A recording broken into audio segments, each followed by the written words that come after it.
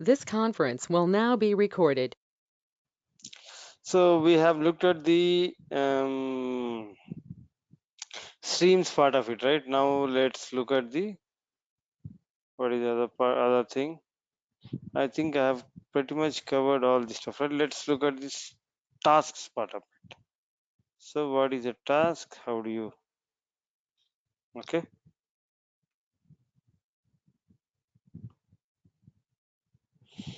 Hmm. So run a task is nothing but a scheduler. So you create a task, it runs on a frequency based on whatever you say every minutes, 50, every 60 minutes, every 120 minutes. You can schedule a task in minutes, or you can use a cron notation to run your task. Okay. So whenever you run a task, right, you can run any one single DML statement, execute single DML statement. That means you can use an update in the task, you can use an insert in the task, delete in the task. And if you want to do insert, update, delete in the task, what will you write in the task? A merge statement. So, or you can call a procedure. So you can have only one single statement in the task. They are still maturing enough. They are not matured in the job scheduling part, and there is no notification once the job is done. If you want to configure mails and all this stuff, that is not there. You cannot set up notification. So there are some challenges here. You have to achieve through something else. Okay. So guys, can you hear me? If you cannot hear me, you have to ping me and at least tell me. Okay.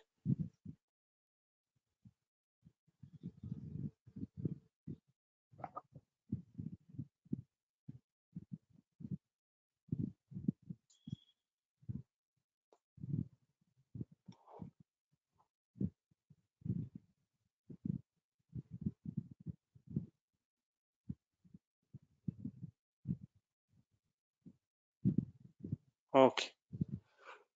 So you can create a task based on a cron notification if you have a complex scenario of a scheduling task. Okay. So this is what the cron notification looks like. Okay.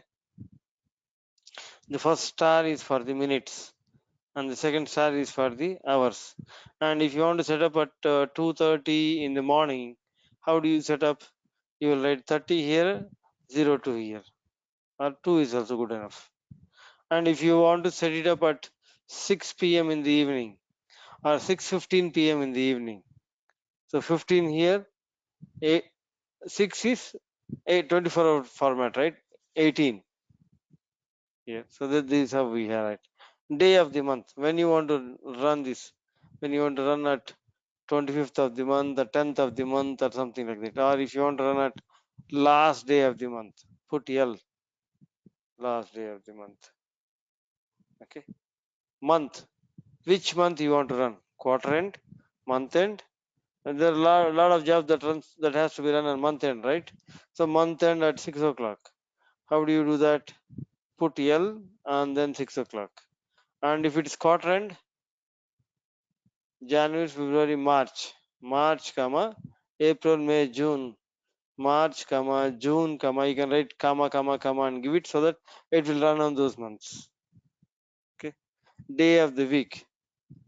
What day of the week you want to run? Saturday, Sunday, or every Monday, or last day of the week? That can be scheduled as well. Okay. So this is what it is. Task DDL. So create a task, alter task, drop task, describe task, show tasks. Okay, these are all the details. System dollar current user task name.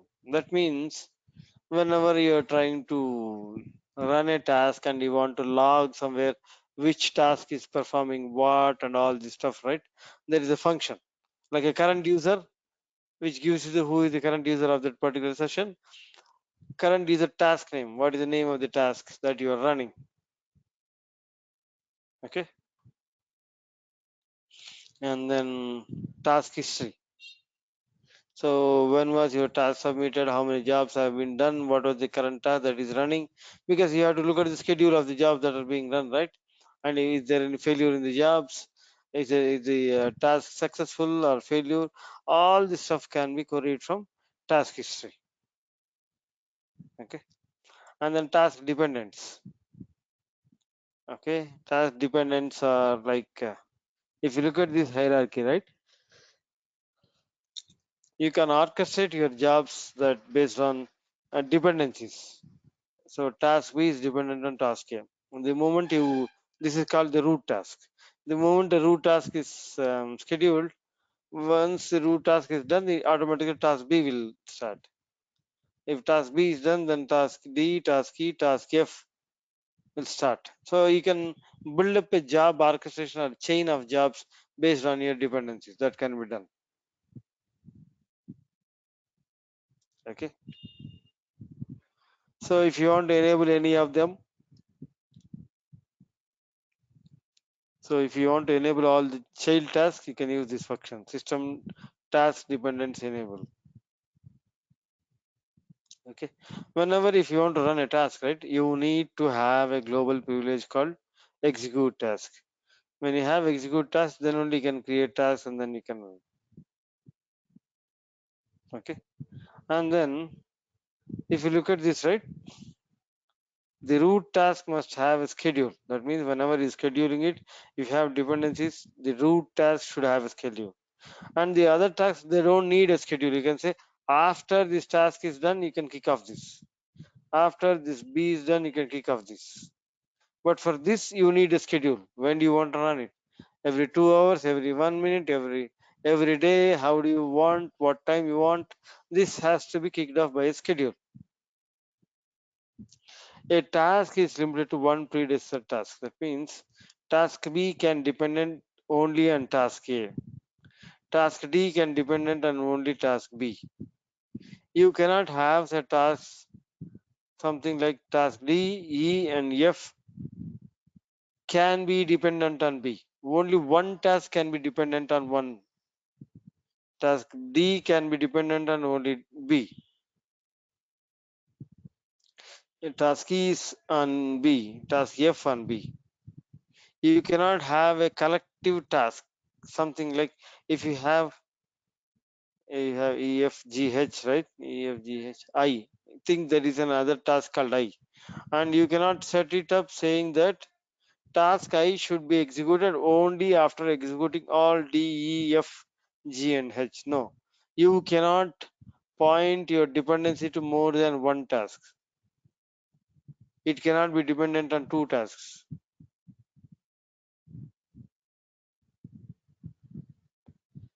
Understood? Guys, are you able to follow me? Yeah, yeah, yes, sir. Shikhar sir, I have a question here. Hmm. What if I want to run a task B based on the success or failure on task A? That can that be achievable, or here we have to No, employ no, other no, no, scripts? no. Or No, if the task A is a failure, task B don't even kick off. yeah, I mean the success failure can be configured right here. No, no, it cannot be configured. If it's a failure, if you go and look at the task history, you'll get to know this task is failed. Yes, sir. What I'm asking is, for example, task A has finished successfully. Okay, so uh, I have task B to run only after its success. So that sort of success and based on success or That some other by parameter, we can set it up, right? yeah, by default. So we'll tell them if whenever you create after the task A, you run task B. Task B will only run after the successful completion of task A. That is the Okay. feature of Snowflake. Okay. So you can have 100 child tasks. That means from a root task can have 100 child tasks. B, C, D. If you go and count all of them, it should not be more than 100. Got it?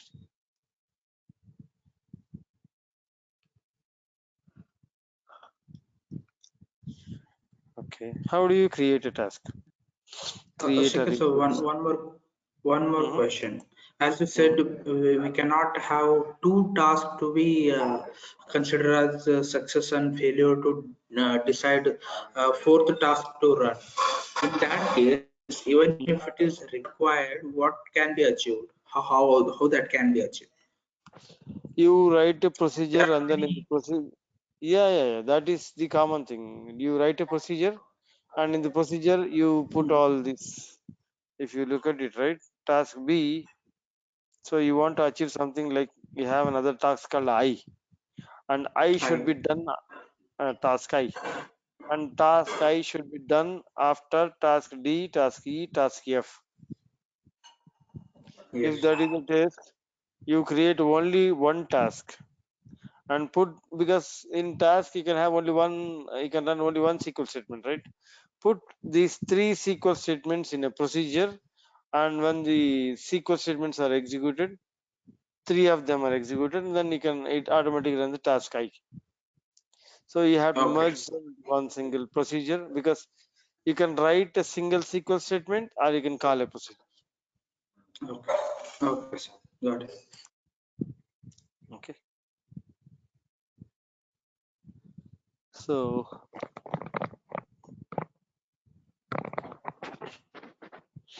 create or replace task if not exists, and whenever you're trying to run the task, right, you have to mention the warehouse name. Reason, tasks run in the background and it needs a warehouse for running the jobs. Are you able to follow me? So you have to mention your warehouse name, then only it will take care. Warehouse name. Schedule. Schedule is equal to 60 minutes. Schedule is equal to 60 minutes and it will run every 60 minutes. Schedule is equal to 120. Schedule is equal to 240. So whenever you want, from the task creation starts running. Or using cran notation. Using cran, and then you can write that. Okay. And then, and there is a where condition, so you can have session parameters, copy grants if you want to copy when you are trying to copy, create, clone. You use copy grants normally. Okay. If you want to have the grants, so when you're trying to individually clone a task, right, then it has to be, whenever you're, then you have to use copy grants, what are the grants that have been part of this, because whenever you clone individual items, you won't get the copy part of it. Privileges, when you say create clone or use copy grant, then automatically all the privileges on this particular task will be copied onto the newly created clone. Okay. When condition, you can use a where condition kind of thing. If this is successful, then only start my job. When condition, as task detail. Okay. So if you look at this, right, these are the examples. Create or replace task, my task, warehouse is equal to compute WH, schedule is equal to 60 minute, as insert into my custom, whatever the insert statement that you want to do, you can do it. So this is a created task that inserts data after every hour. So schedule is equal to 60 minutes, or schedule is equal to cron. So here insert data into table every 1 hour, starting from 9 a.m. and ending 5 p.m. Sundays, America, Los Angeles time zone. So the requirement you understood, right? I have to run a task from 9 a.m. to 5 p.m. every Sunday at every 1 hour, and the time zone is West Coast time zone, right? CST is Central, Eastern, Pacific time zone, PST. Okay.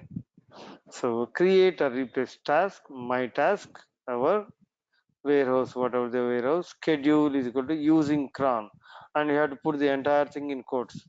Here also you schedule is equal to 60 minutes, you have to put it in quotes. Using cron, there are no minutes, right? We don't enter, we'll just put 0. That means no minutes at all. 9 a.m. to 5 p.m. 9-17. And if you want to run at 9 o'clock and 5 o'clock, 9 comma 17. If you put 9-17, so if you're comfortable with the Linux programming and then schedule jobs in Linux, right, then you would have known this. If not, you have to learn this. Okay, 9-15 means every day, sorry, from 9 o'clock to 5 o'clock, and day of the month, and every Sundays, right, we have the other two. So I'll say Sunday and then the time zone, cron expression time zone, Los Angeles, America / timestamp input format. What is the input format of the timestamp? This is the YYYMMDDHH24 as insert into my table values current timestamp. Got it?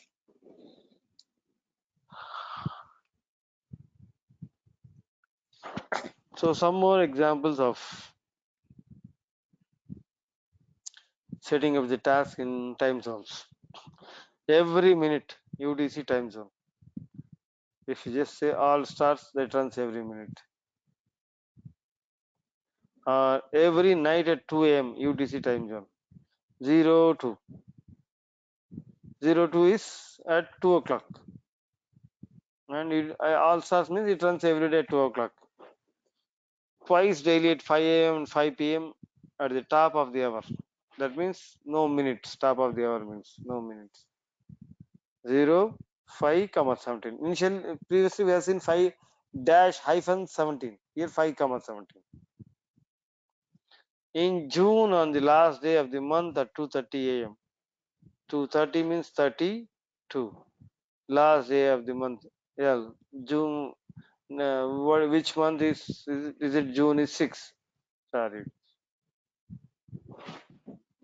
Understood? Unless until you put your fingers on it. Yeah. If you put your fingers on the keyboard, then only you can understand. If not, it's difficult. People are not going to ask you all this. How do you schedule in cran and all this stuff? When you're working, it will help you out. Okay. And you can Google it. There are tons of them. You will easily get it out and you can figure it out. That should not be a problem. Okay. So if I want to link a task and a stream, and if the stream has data, then only I have to run my task. One condition can be. So there is a function system dollar stream has data. If the stream has data and give the name of the stream, if the stream has new delta, the new data that is there, then it automatically runs. Okay. Right.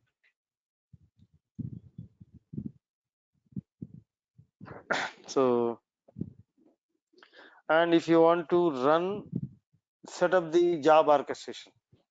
Create or replace task, my task, warehouse after my task 1. This is my task 2, my task 1. Meaning only the root task will have the schedule. All the other jobs, they don't have any schedule. Got it?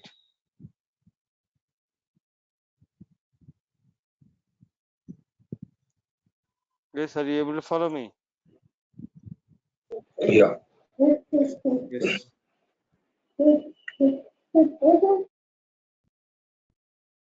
Okay.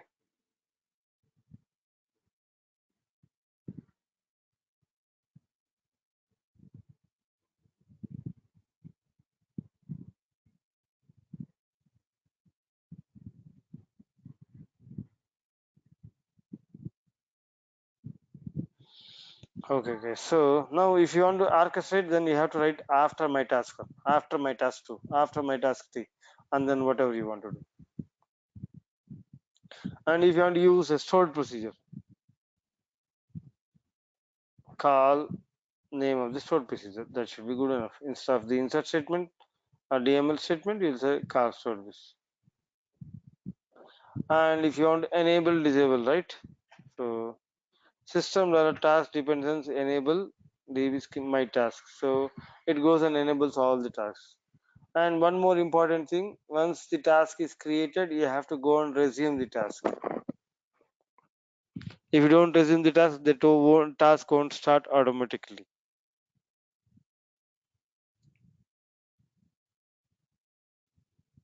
Got it?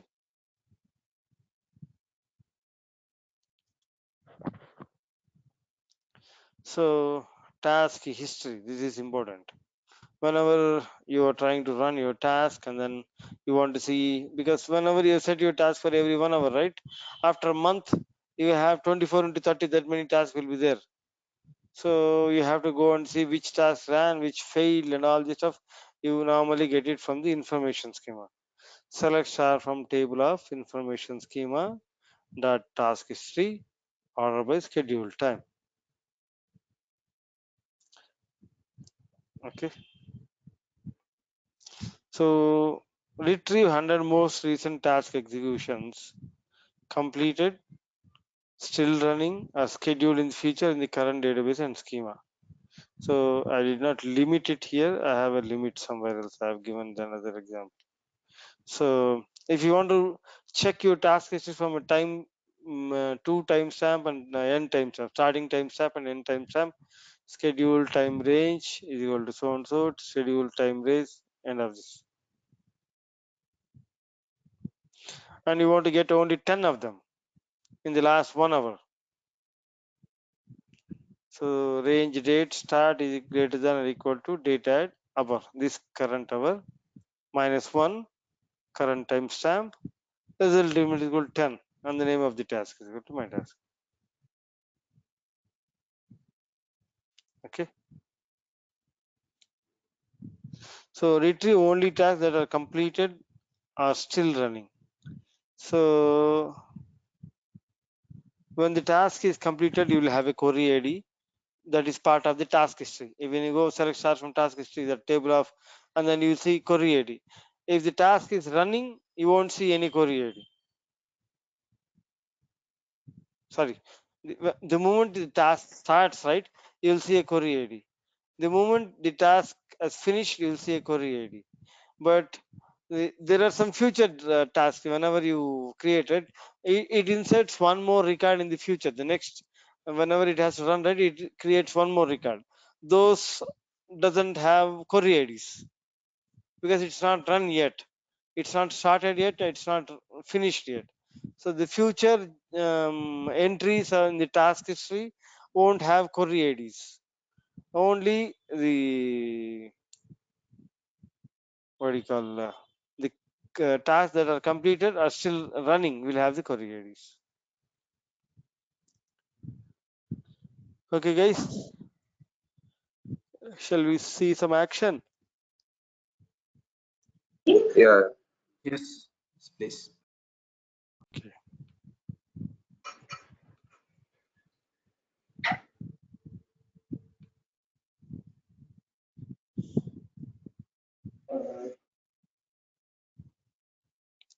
Create. So we have the merge statement. We have the nation table, nation stage table, right? You remember the nation stage? I think I have somewhere here. Yeah, this is the one. Okay. We have a nation stage table. We have a nation table, and whenever we had this delta, what did we do? We manually ran the merge statement, right? Guys, are you able to follow me? If you don't speak to me, right, I'm under the impression that you're not digesting it or you're not understanding it. The reason is we are in different parts of the world, right? Communication is the only thing. So initially, when we did the streams part of it, whenever a new data is inserted into the stage table, we generated the delta is queried from the stream. And when you want to sync it up to the nation table, which is the target table, what did you do? We have to run the query manually. Which query? Merge statement, right? Yes. So now the use case is, right, let's automate this at every 1 minute or every 2 minutes. Hypothetically, it's not 2 minutes in your production environment, but here for our testing purposes, this is the use case. We are gonna automate the data loading of nation to nation, sorry, nation state to nation using a task. So we are trying to use the streams and tasks, and then this is what you do in a day in day out scenario in the production environment. Whenever you have these streams that you have built in, the streams has to be automatically synced up to the target table, right? And how do you sync it up? You create a task, and the task is as per the schedule, and it runs every once in a day or whenever you want it runs. Okay.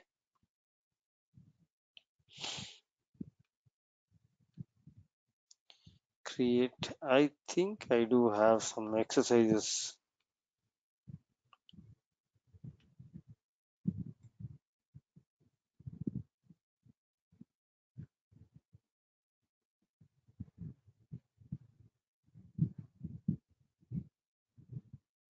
Do we have this many number of tasks? No, this is something else.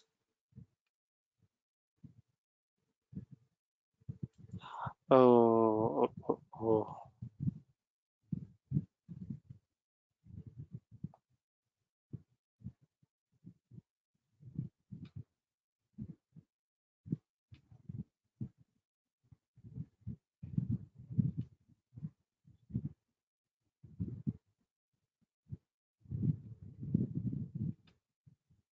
Hold on, guys, 1 second.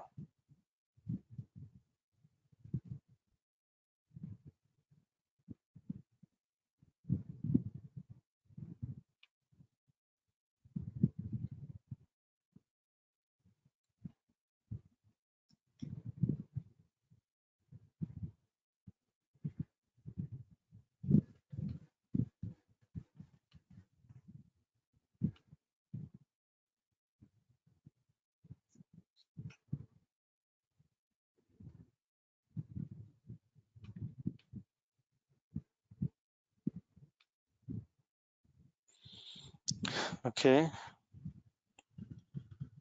Yeah, I do have the same exercise here. Merge into nation. I have created a task. How do we use this task? Let's run this and then see. Okay.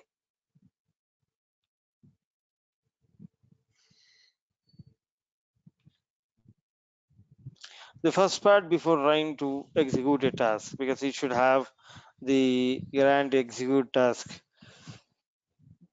privilege. So sysadmin might not have that. So this is part of the account. So account admin only has that. So I'm gonna grant this task to sysadmin. Use roles account admin. Grant excuse task and account to sysadmin.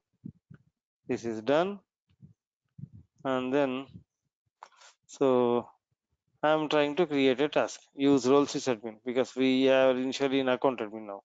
I'm moving back to sysadmin. Okay. Create or replace task. Let's look at this. Create or replace task. Sync nation table task. Warehouse compute warehouse. Schedule is equal to 1 minute. When system dollar stream as data. That means if this particular thing has data, which stream? We have created a nation stream. Do you guys remember that? We have created a nation stream, and if this particular nation stream has the data, then only we are going to run this particular task as merge into nation task. We had the merge condition, right?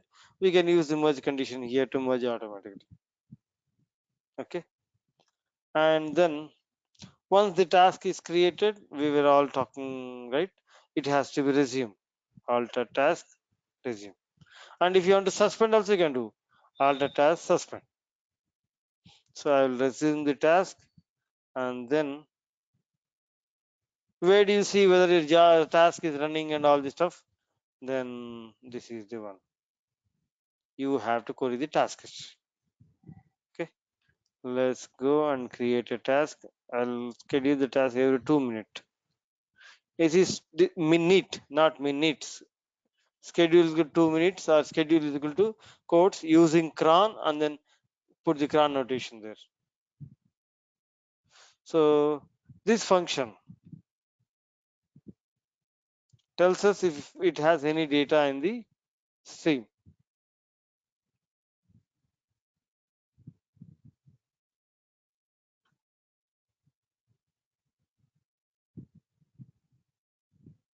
Nation stream is not there.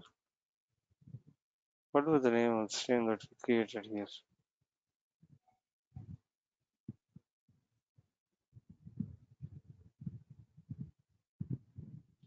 Nation stream, and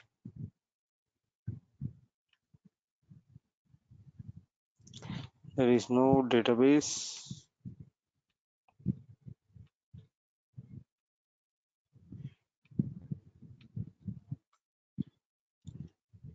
See, false means there is no data. If I insert a record into the stream, then this into the base table, basically into the staging table, the stream will have data, right? And if I do any, so I'm gonna do some update here.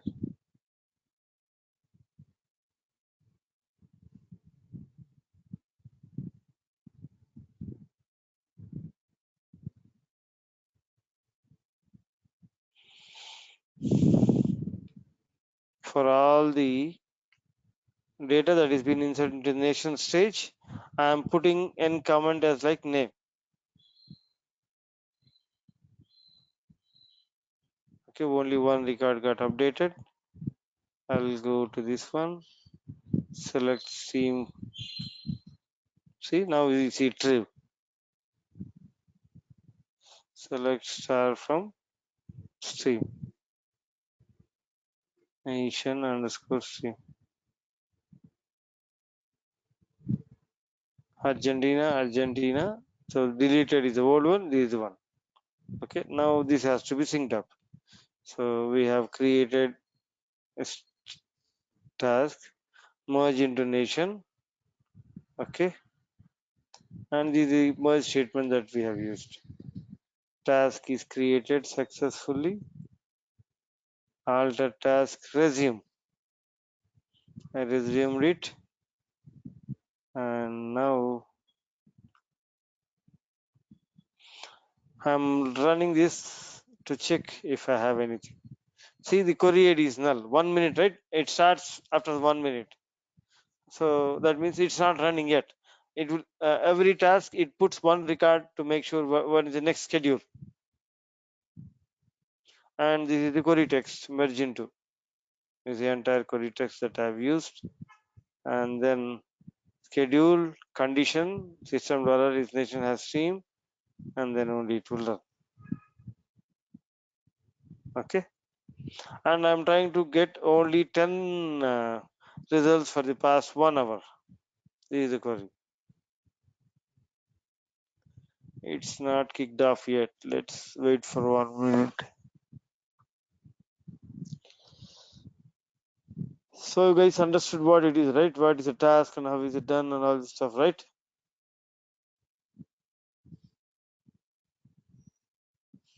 Yes, sir.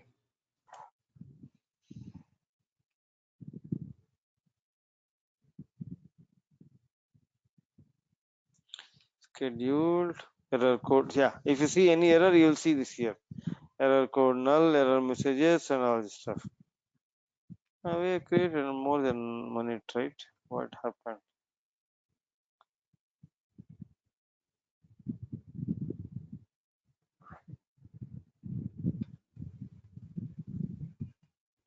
Show tasks.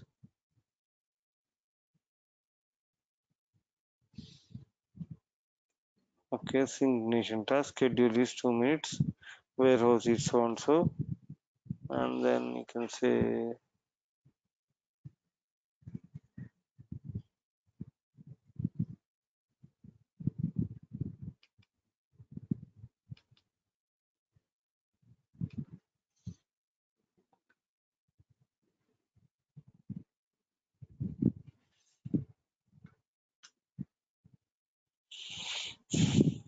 the same thing, describe or something.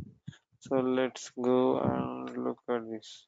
See, you have a query ID. The moment this particular merge statement is executed, or if it starts executing, it will definitely have, it's a SQL statement, right? You will get the query ID and query ID gets populated. Done. So merge statement executed, succeeded. Can you see the state? If it's not succeeded, you'll see failure. So let's go and look at the nation table. Select star from nation.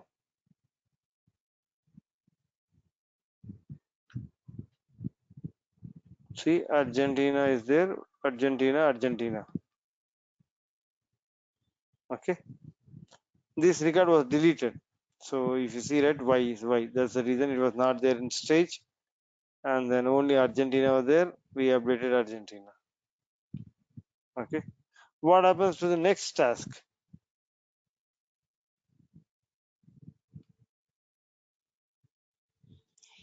What happens to the next task? Will it run or will it skip? Yes, I'm asking will you a check the question. data. It will Sorry? check the data. It will check the data if there are not in stream, and it will skip that merge statement. Yes. So is there any data in the stream now? No, Because we have, yeah, no.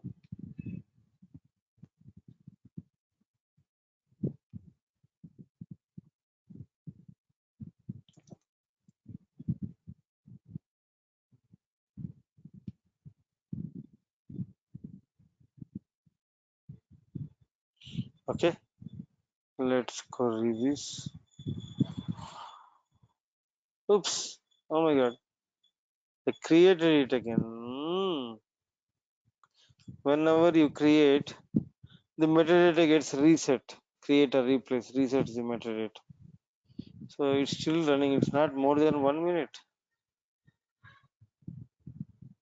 So now I recreated it, right? It starts again for 1 minute. You have to wait and see. Okay. See what happened here. What is the status here? It ran. No query ID. So it skipped because this particular condition is not met. Where condition, right? There is no data in it. If you go and update something, insert something, then it will run.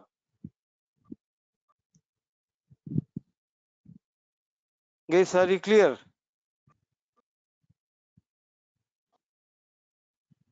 yes, Shekhar. Okay. So I'm gonna suspend this task because the moment this task, you will be charged, which runs behind the scene. You don't know, every time the task executes, the compute charges are incurred because you're executing a SQL basically. Okay. I'm suspending the task, so it won't run again. So this is pretty much about tasks. Are we good?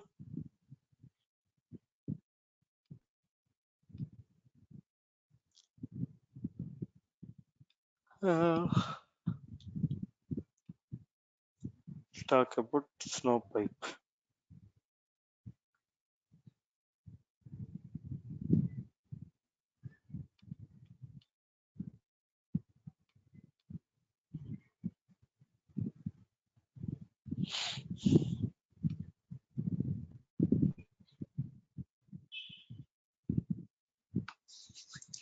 Okay. Moving on to the next topic, snowpipe. Guys, give me a minute. I'll just have some water and then we are able to follow whatever. So the streams and tasks is a very practical thing. You will be working on it day in, day out. And people ask you the interview questions on streams and tasks as well. So you have to remember that. Okay.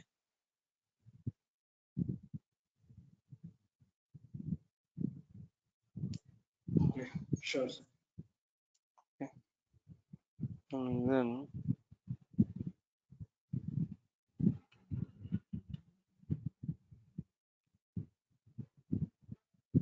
let's go and start the new topic. But I'll just have some water and then we'll start it. Okay. We're going to start talk about snow pipes. So what is a snow pipe? And then give me 1 second, guys.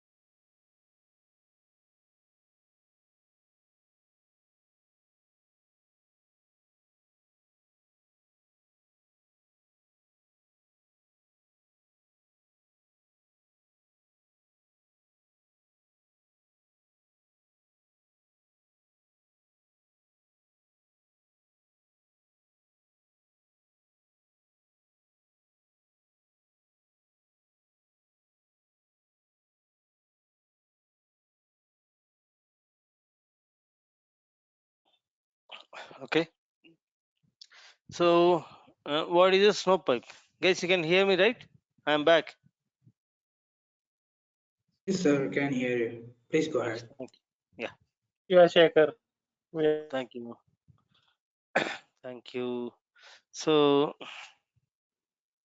what is a snow pipe? Snow pipe is nothing but, so we have seen that I've shown you some example when we are trying to clone, right? I've, I've shown you how to create a pipe. Pipe is nothing but an automated way of loading data into into a table from stage whenever the data is available in this stage. Okay, whether it can be internal stage or external stage, it can be any stage. Okay, so snow pipe can be created on an internal stage or an external stage. Whenever the new data is available in the stage, it automatically pushes the data into a table. Snow pipe loads data from files as soon as they are available in a stage. It puts the files in the queue and loads accordingly. So the moment you have a file, you might have one file, you might have multiple files, it pushes them into the queue. And based on the copy statement, it loads the data. Okay. And one more important thing, when you're running a task, do you need a warehouse? Yes. Yes. Sure. But when you're running a snow pipe, mm, you don't need a warehouse. Snow pipe, Snowflake utilizes Snowflake's virtual warehouses for running snow pipes, and you are charged differently. It's called per core, per granularity. So that is, we'll talk about it. But snow pipe doesn't need a warehouse. When you set up the snow pipe, it automatically uses Snowflake's snow pipe and then pushes the data and then it loads the data in table.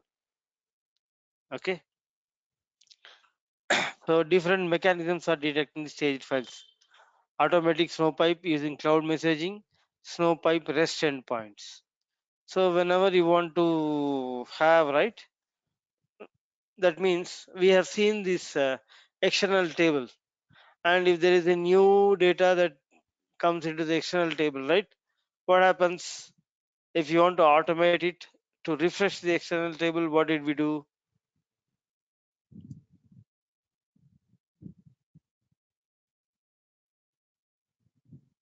guys? Are you able to follow me? What have you Mm, done in the external table? we will refresh data by Yeah, uttering the executing the manual refresh command. And what is the next Yes. alternative option? You can set up an SQS, and SQS, what happens? It goes the moment you get your data, it automatically the notification channel is configured in the SQS. Guys, do you remember or forgot? Yeah, yeah, yeah. Okay. Notification Yeah, channel. I remember, sir. Yes. Yes, sir. Yeah. Give that So concept. cool. Now, luckily, I understood one more thing. I remembered one more thing. I don't want to use an SQS mechanism for refreshing my external table, but I still want to do it. How can you do it? You can have this alter external table refresh command, right? You put that in a task and then execute the task every 1 hour, every 15 minutes. But as soon as the file comes, you won't see it here. Based on the frequency, it automatically refreshes the external table. You don't need to go there and set up the SQS notification and all this stuff. It's not needed. It depends. If you are okay with every 15-minute dependency to check if this particular data needs to be refreshed, then you can do that as well. Got it? You don't need to take the notification channel, go to S3, set up your SQS and all this of these not needed. Okay. Shekhar, sir, I can you perform that in one example? That would really help us. No, here, right? I don't have in your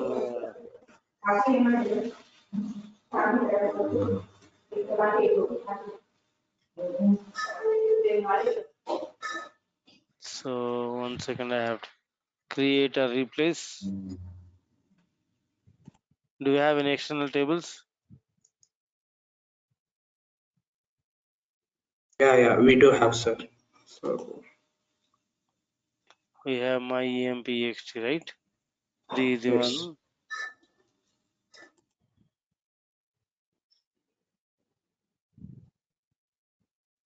Okay.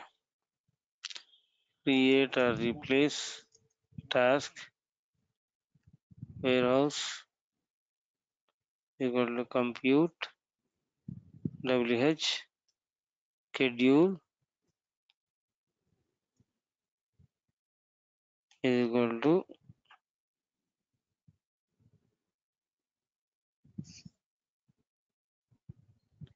2 minute.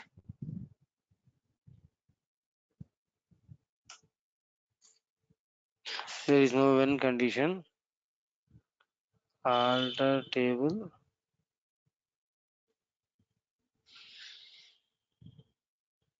This 99%. I forgot the syntax. Hold on. It won't work because we use only DML statements here. You have to put it in a procedure. Okay.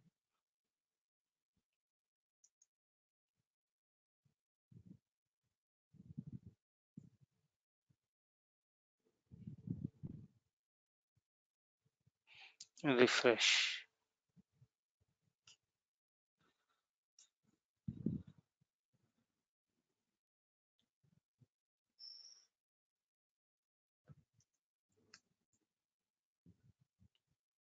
Equal to 1 second. I forgot the syntax.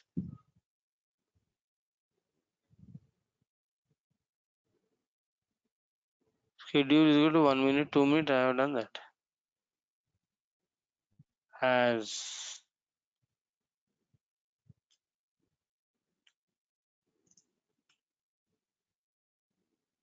create a replace task,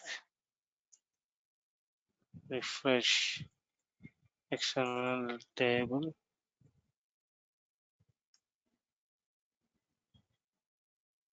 database,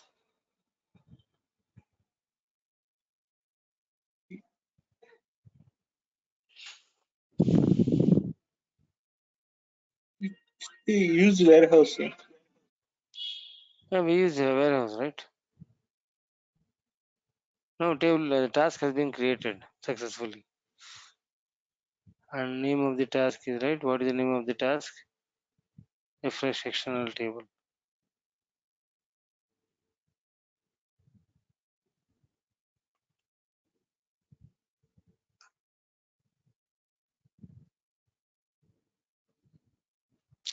Okay, why don't we see anything here?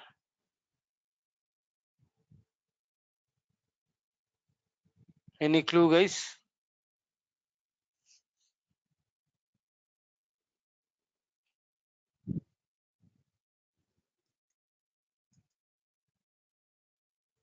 You have to resume the task. If not, you don't see anything at all. Whenever you create a task, you have to resume it.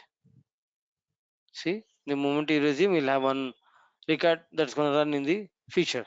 One record will there. So I have given 2 minutes or 1 minute. 2 minutes. Let's see this.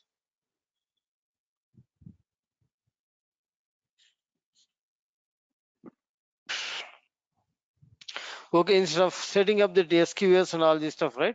Now we have set it up in the task.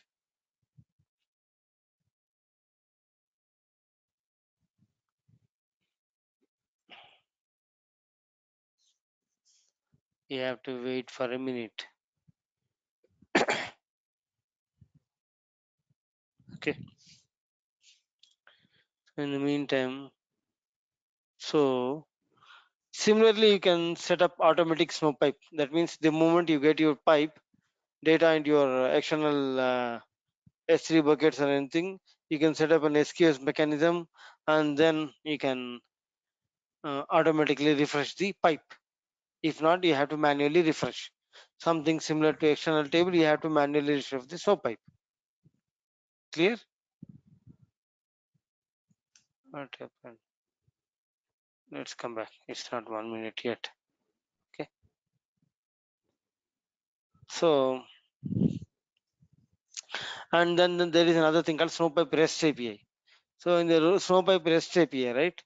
REST API is a API that is given by Snowflake, and you can call this REST API from wherever you want, pass the data, which in turn puts the data into a stage, and then which automatically loads the data.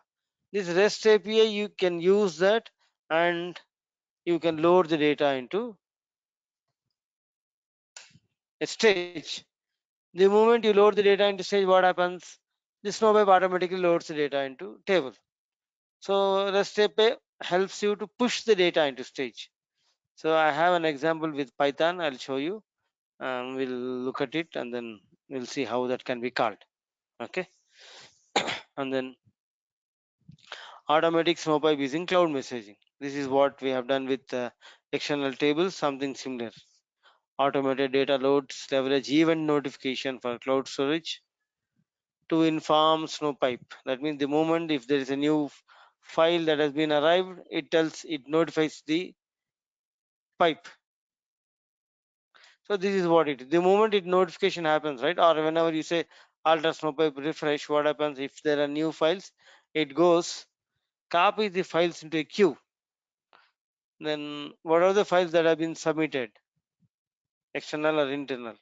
It pushes them into a queue, and this happens in the background, which are loaded into a target table in continuous serverless fashion based on parameters defined in specified pipe object. Means, so you don't have any intervention here. So whether the Snowflake is running or not, you don't need to worry. The moment it automatically takes care. There is no warehouse also involved. By default, it runs with Snowflake warehouses, so you don't need to worry about it. Okay. Amazon S3, Azure Blob, Data Lake Storage, you can automate from these things into Snowflake as well. Okay. So Snowpipe REST endpoints. Guys, you are able to follow me, right?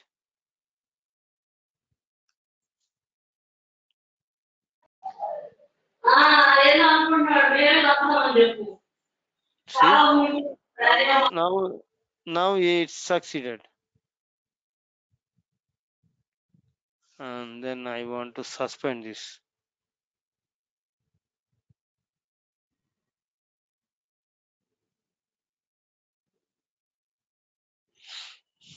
It keeps on running every 2 minutes.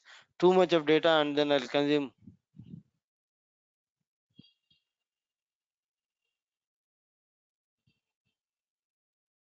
Okay. And then the other important statement that I have.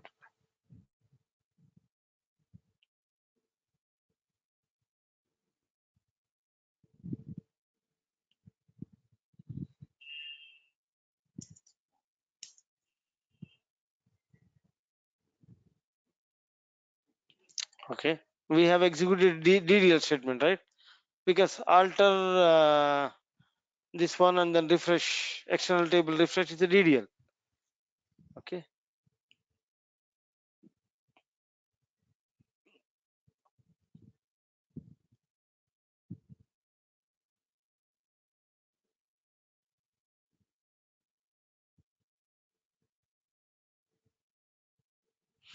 Okay, guys, that's pretty much about this. Let me go back to okay. So how do you call the rest endpoint? So rest endpoint means something like you have your data somewhere else and you want to kick off by inserting some data into stage. How can you load the data into stage? We should have a SnowSQL. Shekhar sir, Hmm. sorry to interrupt you. The one we tried with task that which category it will fall? Does it fall in uh, using cloud messaging, or it will be falling in the REST endpoint? Which one are we talking? Task we configure No, task, no? rest points are all for Snowpipe. Task is nothing that you ask me to show me how do you refresh. So Yeah. in the external table, we use this cloud and went to the S3 buckets and then identified the SQS. And then whenever you describe your external table, you will see a notification channel. Do you remember that? Yes, yes, yes, yes. We will Those things, configure there. We will yeah. set. So what does it do? Whenever there is a new file, it automatically sends a notification so that it gets refreshed here. Instead of that, you can do a refresh.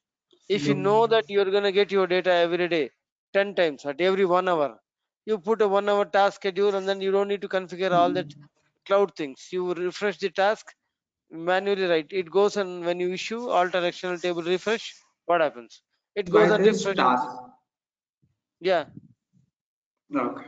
One more question I have, sir. With respect Mhm. to the SN SQS, I have Mhm. seen there is a limit of 100 SQS can be configured, or notification Yeah. can be configured.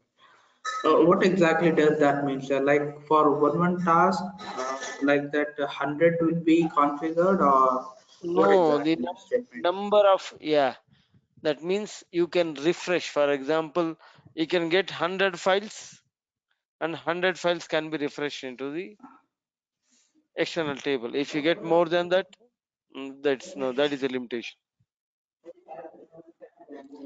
If you push 100 files into the stage, Okay, so 100 files, for the refreshment, notification is, yeah, there is a limit of 100. okay. So maximum 100 files can be refreshed as a notification. More than that cannot be refreshed. We will have to Yes, employ some other way of doing it. yes. Okay, Alter got it. table refresh. Okay, okay. Okay. Then, so normally what happens, right? So if I want to load some data into internal stage, how do you do that? I have to use a push put command and then do it. But for running that put command and doing it, you should have a SnowSQL installed in the environment. But you are running some environment where the SnowSQL is not there, and then you want to push the data into Snowflake. Then Snowpipes helps you, and using the REST API, you can call the REST API, pass the file names as parameter. I'll show you an example later after running this those are the Python exercise that I'll show you.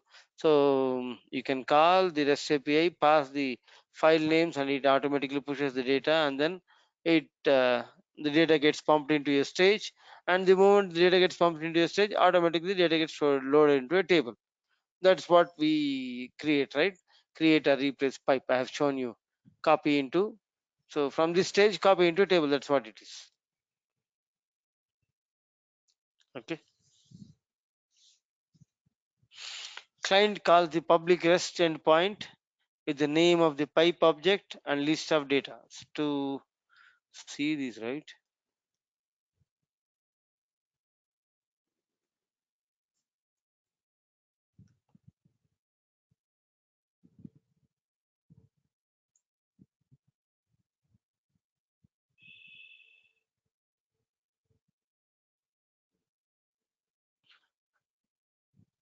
To have you some clarity, right? This is the REST API, simple manager interface, and I have attached a file opl.json, and then this is my host, username, password, key. I have attached the file list to this one. It gets pushed. The moment I call it, I'm adding files here, or file name in the list. I'm calling ingest manager as ingest files and stage list file. This is an array which has the file list. I'm adding one single file name, emp.json or emp.csv, whatever. You just call this and add this, and it puts that particular thing file into this.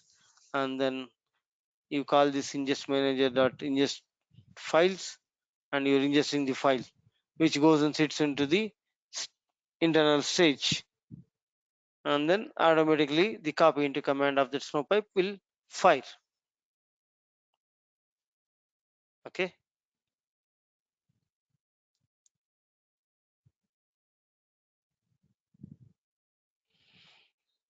I just showed you. Will go in detail. Don't worry, for you to understand. Okay. And then so snowpipe and then bulk loading almost works in the same fashion, but the moment you push file, it automatically loads the data into a table. Here you have to manually run the copy into command, right? So there are some differentiations that you want to this is an important slide deck for your interview purposes. You have to read this, and you might get one or two questions on this. Okay, that is the reason. So authentication, now you are trying to follow me, right? We are trying to, instead of doing manually the copy into command, it's automated here. Apart from that, nothing else, but there are some subtle differences as well. Yes, sir. Yes, we are able to follow. Yeah.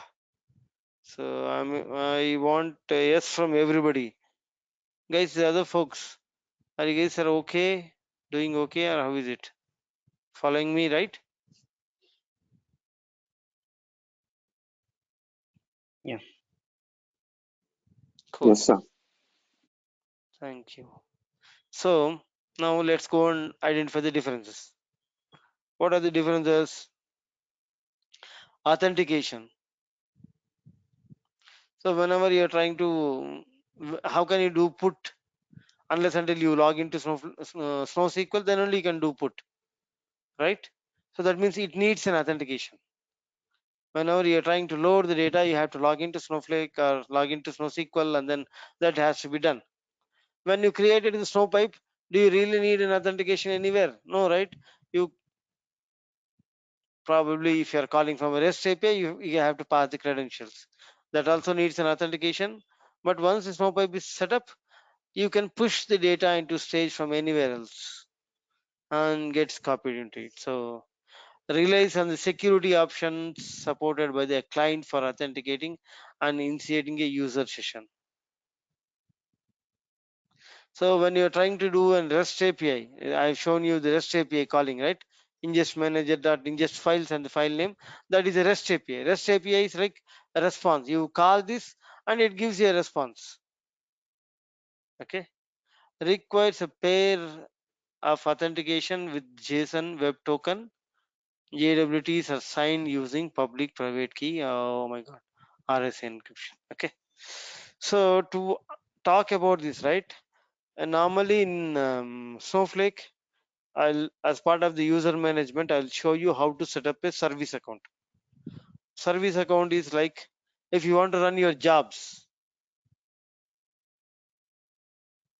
and the jobs run in the background. Jobs means any third party tool like Control M or Tidal or Shell script or a cron job you want to connect and then run the job. So whenever you're trying to run the job, right, it's automated. When you're scheduling the jobs, not inside Snowflake. Using task, we can schedule jobs inside Snowflake. But when you are using an external scheduler to run, connect to Snowflake and run, right? That means you are trying to get your data from Oracle to incremental data from Oracle to Snowflake. Then there is a job that runs every 1 hour or once in a day. Then you have to connect and reduce. There is a third party, so it uses and connects and reduce, connects to Snowflake and runs, right? Every time for those jobs, you cannot enter passwords.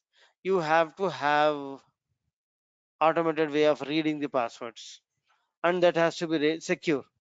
So there is a way that you can create a public and private key and generate the public key 256 bytes encrypted public key, and then that can be used for connecting uh, to the Snowflake account rather than you passing the username password. It takes your password. There is a SSL library that generates a private key, use the private key and then generate a public key, and you store the public key in any one of your Linux environments or any cloud environment. The moment when you are trying to connect, it goes and uses your username and then the public key and gets authenticated. That is called a service account. So I'm going to teach you, and then you learn how to set up a service account. So that particular thing here, they uses a token. Whenever you are trying to call this JSON from as a REST API, right? The authentication needs a token, the public private key token with an RSA encryption. Then only it will work. Okay. Here it depends upon the client. SnowSQL, whatever Snowflake, whatever you do, right?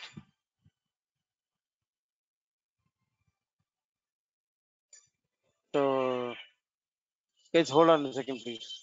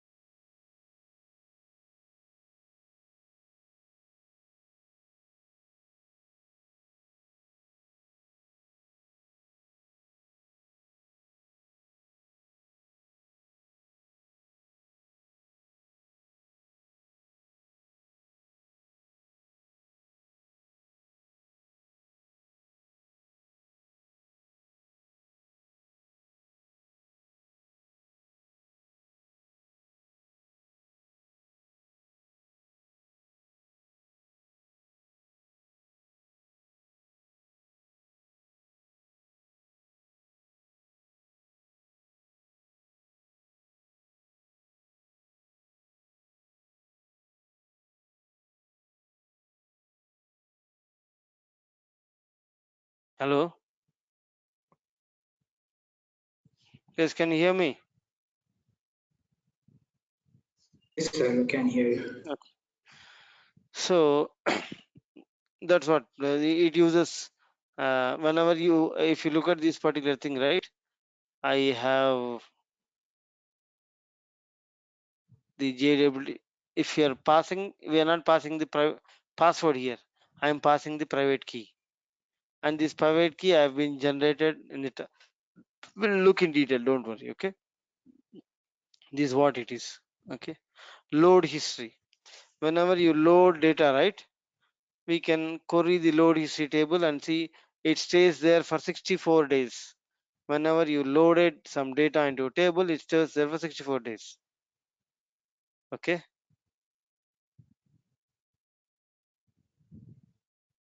Understood? And then we're talking about the metadata. Metadata of the target table for 64 days available upon completion of the copy statement as a statement output. Stored in the metadata pipe only for 14 days. Must be requested from Snowflake via REST endpoint, SQL table function, or account usage view. So you have to write information schema dot function select star from table of, and then you can run this. Or there is a view that you can query it.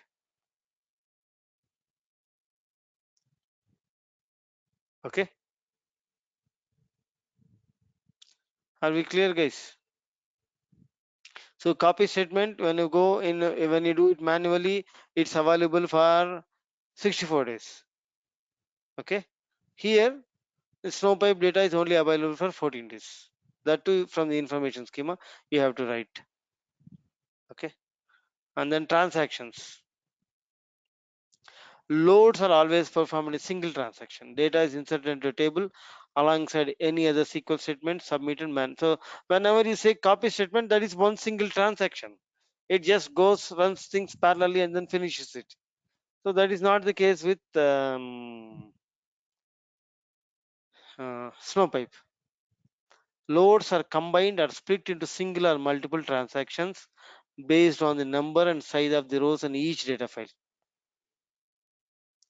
Rows of partially loaded files based on error copy command can also be combined or split into one or more transactions. That means here, whenever you right, it all the files that are processed and there is no control of the files, it can pick whichever file it wants. Normally it picks the files that the in order in which you have put it into the stage, but Snowflake cannot guarantee that. It goes and picks the files and then runs them parallelly. So the data gets loaded. It's not because it is run using a Snowflake virtual warehouse, and we don't have the control on it, and it runs in a different. So what do you, if you see, right? So it runs in multiple transactions. That means it doesn't need to run in single. There are three files. It might span three transactions and then run three of them parallelly. Got it? Yes, are you able to follow me? And even for the Almost get partial that. load, yeah, Could you please repeat the same, sir? loads are combined or split into single or multiple transactions. That means if you have three files that are in your S3 stage and you have pumped in three files, so automatically it has to get refreshed, right? And these three files, the data in these three files can be a single transaction, can be in a multiple transaction, or you have pumped in one file. What happens, one file has about 50,000 records, and snowpipe in the background splits this 50,000 records into multiple transactions as well and then load the data. So the order in which that you have got the data, right, that is not guaranteed here. It tries to do it in the order at which whatever you have pushed it, but it doesn't guarantee. Even if you have table file Okay. and you have partial, there are some rows might fail because your conditions are not met, the data might be wrong. When you say on error continue, that means you can load partially. That's what we do, right? So even those files can also be mixed with the other. So you might have multiple files, you might have one file, the huge file with multiple data sets. It can go and do mix and match and run in multiple or single transactions. We don't have control on it. Okay. Okay, that is pretty much about it. And then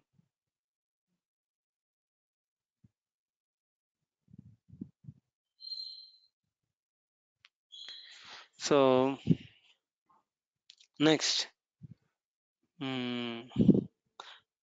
compute resources are user specified warehouse. We use a warehouse and then we know how much has been run. User snowflake supplied compute resources per core granularity. So this keyword you have to remember. So whenever, so they have some cores, that means whenever you run your snowflake, right, it's a hardware, and you have how many cores. So in our hardware in the virtual warehouses, when we talked about the this one, right, we had 8 cores, that 8 virtual CPUs that run in parallel. We have seen all this stuff, right? Similarly, there is, it runs on each core. There are about 3 cores or 4 cores, and then whenever it uses many cores, it charges you accordingly per core granularity. Single core that uses to load the data. Okay, understood? Build according to the complete compute resources used in Snowpipe warehouse while loading the files per core granularity. In addition to resource consumption, an overhead to manage the files in internal load queue. Snowflake again charges 0.06 credits for 1000 files queued. If you have pushed in too many files and they are in the queue, and then you have to wait for it. Okay, guys, hold on.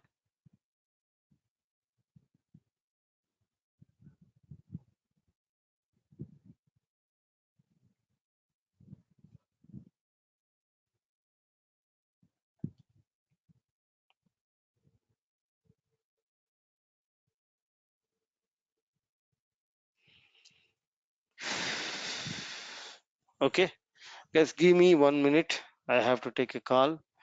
Give me 1 minute, please.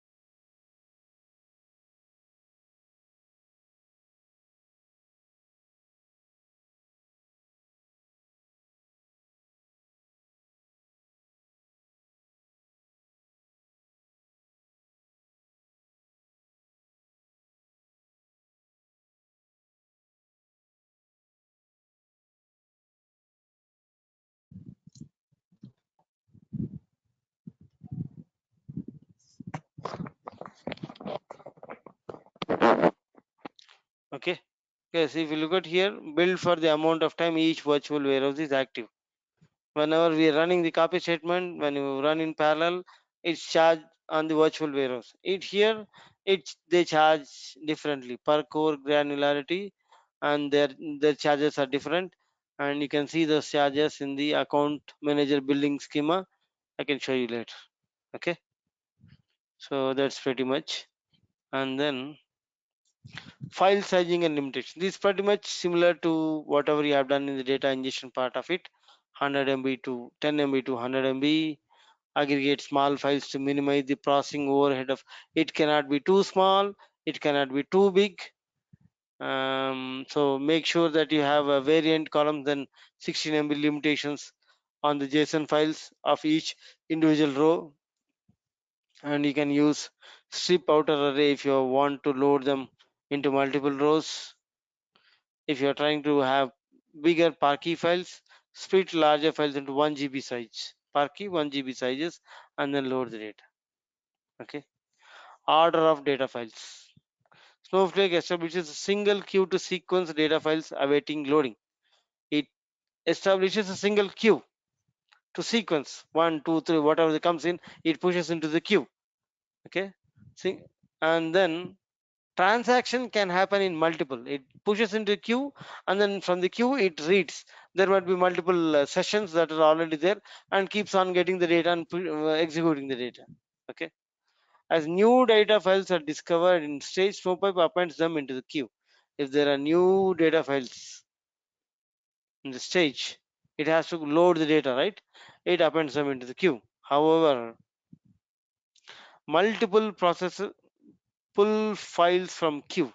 So if you have 5 files, there are multiple processes or multiple sessions that are waiting to run your data.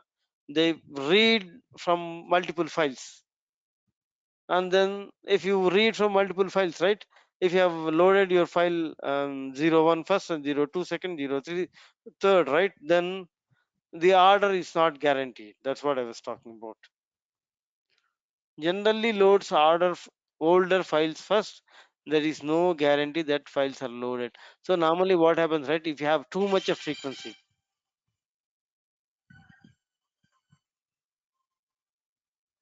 okay, too much of data, right, too much of frequency, then that that is an issue. That means 10 files in 30 seconds, this kind of frequency, right, that's where you get into these problems. But when you have one or two, that should not be a problem. Okay, data duplication. So snowpipe uses file loading metadata associated with each pipe object to prevent reloading of the data file. That means if you have run your employee.csv, whenever you run again in copy command, it doesn't load that, right? It has to have that mechanism in snowpipe as well. Okay, this so to, this metadata stores the path and name of each loaded file and prevents loading files with the same name even if they are later modified with a different tag. That means even so in our copy statement, right, if you modify the file csv.emp.csv, it gets loaded automatically.